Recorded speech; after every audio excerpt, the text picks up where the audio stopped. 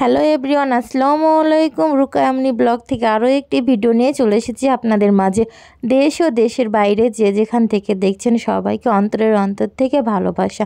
আশা করি সবাই ভালো আছেন, আমিও ভালো আছি আলহামদুলিল্লাহ।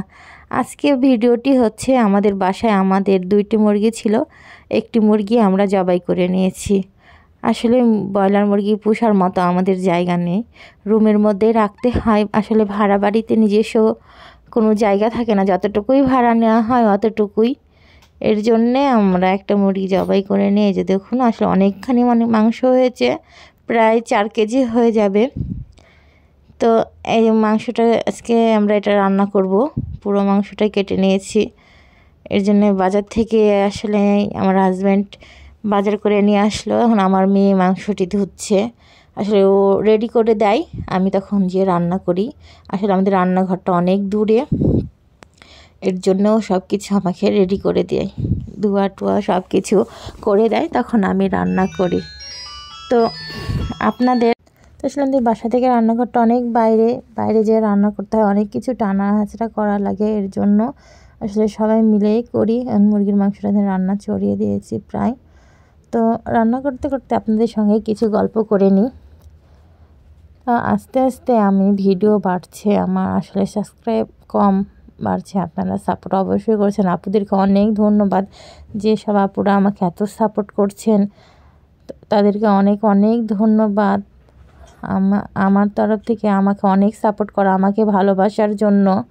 আমিও আপুদের ভিডিও দেখি, তাদেরকে আমিও করে সাপোর্ট করি, তাদের পুরো ভিডিওগুলোই দেখি। তো আপনারা আমার ভিডিওগুলো অবশ্যই পুরো ভিডিওটা দেখবেন। এখন ভালো লাগছে না, এক সময় অবশ্যই ভালো লাগবে। আশা করি আপনারা ভিডিওগুলো আমার দেখবেন। কার কার ব্রয়লার মাংস খেতে ভালো লাগে কমেন্টে জানাবেন। আসলে এটা আমাদের বাসার, আমরা বাসাতেই পুষে এটা এখন রান্না করছি। তো আসলে আর কি বলবো, এই এখন রান্না প্রায় হওয়ার পথে।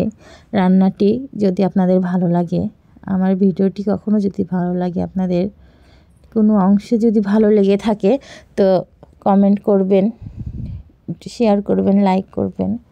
তো আমার রান্নাটা আসলে মুরগির মাংস একটা রান্না শেষ, এখন একটু ভাজি টাজি করবো। আসলে একা একা এখানে অনেক দূর রান্না করা যায় না, সবাই মিলে একসঙ্গে রান্না করতে হয় অনেক অল্প জায়গার মধ্যেই। তো মেয়ে আসলে অনেক আমাকে সাহায্য করে রান্না করতে, একা একা হয় না।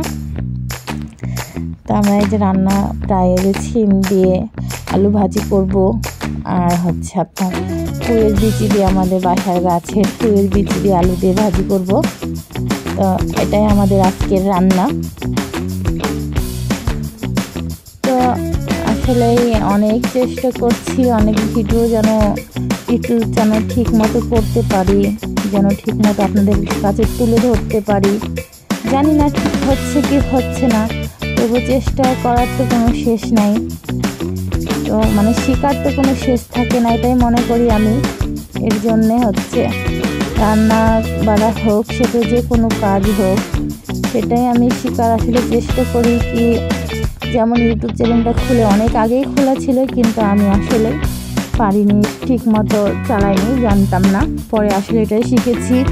তো যদি কিছু করতে পারি জীবনে, তো আমার মেয়েরা যে খেলাধুলা করছিল বাসায়, গ্রাম অঞ্চলে কিন্তু এরকম খেলাধুলা করা যায়। তো আসলে শহরে সেরকম জায়গা থাকে না, বাচ্চারা একটু খোলামেলা বেড়াতে পারে না যেরকম গ্রামে হয়। তো সবাই আমার ভিডিওটি কোনো অংশে যদি ভালো লাগে থাকে, সবাই লাইক কমেন্ট শেয়ার করবেন, সাবস্ক্রাইব করে দিবেন। যারা আমার ভিডিওটি এখনও সাবস্ক্রাইব করেননি, তারা অবশ্যই সাবস্ক্রাইব করবেন। আর ভালো থাকবেন, সুস্থ থাকবেন। আল্লাহ হাফেজ।